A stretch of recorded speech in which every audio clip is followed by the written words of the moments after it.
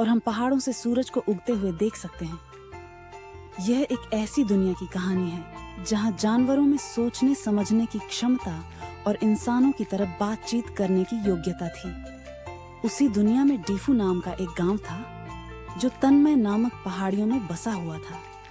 पहाड़ियों के बीच से तमाई नाम की नदी बहती थी जो तन्मय की नीली झील से निकलती थी। गांव प्राकृतिक सुंदरता से परिपूर्ण था जिसके सानिध्य में जानवरों के खूबसूरत घर थे। गांव में मुइज्जू नाम का एक छोटा बिल्ला अपने माता पिता के साथ रहता था। मुइज्जू दिखने में काफी प्यारा और बहादुर बिल्ला था। उसे हमेशा अकेलापन सताता था क्योंकि गांव में कोई भी छोटा जानवर उसके साथ खेलना पसंद नहीं करता था। कारण यह था कि उसे ज्यादा बातचीत करना पसंद नहीं था। वह बस अपने में ही गुम रहता था। मुइज्जू के माता पिता हमेशा चिंतित रहते थे कि मुइज्जू का भविष्य क्या होगा।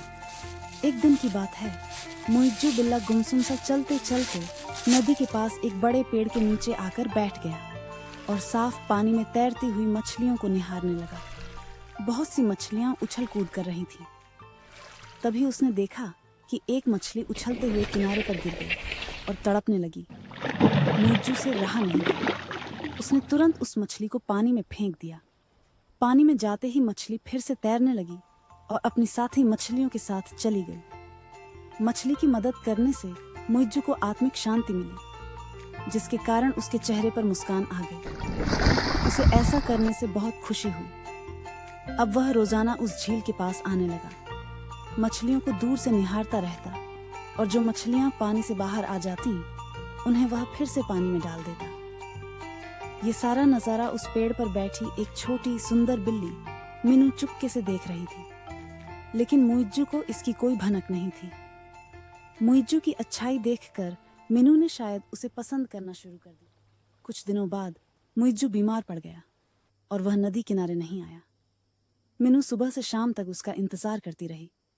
दूसरे दिन भी वही हुआ, मुइज्जू नहीं आया। मीनू परेशान हो गई, लेकिन वह बेचारी भी क्या करती। उसे तो मुइज्जू का नाम तक पता नहीं था।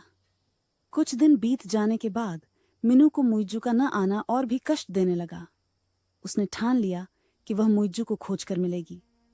मीनू चलती चलती डेफू गांव आ पहुंची। उसने गांव वालों से मुइज्जू के बारे में पूछताछ की और जाना कि उसका नाम मुइज्जू है। उसका घर पता करके वह सीधे वहां पहुंच गई। घर के दरवाजे पर दस्तक हुई। मुइज्जू की मां ने दरवाजा खोला।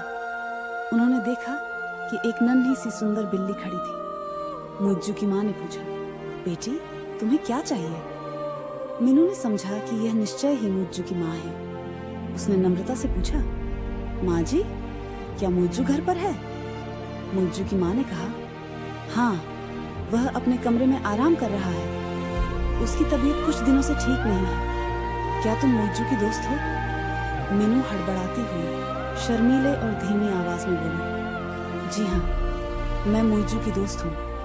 मुइज्जू की माँ उसे उसके कमरे तक छोड़ आई जहाँ वह आराम कर रहा था। माँ के जाने के तुरंत बाद मीनू धीरे से उसके पास आकर बैठ गई और मुइज्जू का सिर अपनी गोद में रखते हुए अपना नन्हा पंजा उसके चेहरे पर रखा। खामोशी से उसने अपनी आंखें बंद कर ली। मुइज्जू को मीनू के पंजे की गर्माहट महसूस हुई। उसने धीरे से आंखें खोली और देखा कि एक हमउम्र छोटी बिल्ली उसके पास बैठी है। पहले तो वह डर गया, परंतु मीनू ने उसे दिलासा दिया, डरो मत, हम आपको कुछ नहीं करेंगे। हमारा नाम मीनू है। आप तुमाई नदी पर रोजाना आते थे, तभी हमने पहली बार आपको देखा था। आपकी तरह हम भी अकेले हैं, हमारा कोई दोस्त नहीं है, लेकिन हम आप जैसे अच्छे बिल्ले को अपना दोस्त बनाना चाहते हैं। क्या आप हमारे साथ कल से नदी के पास खेलने आएंगे?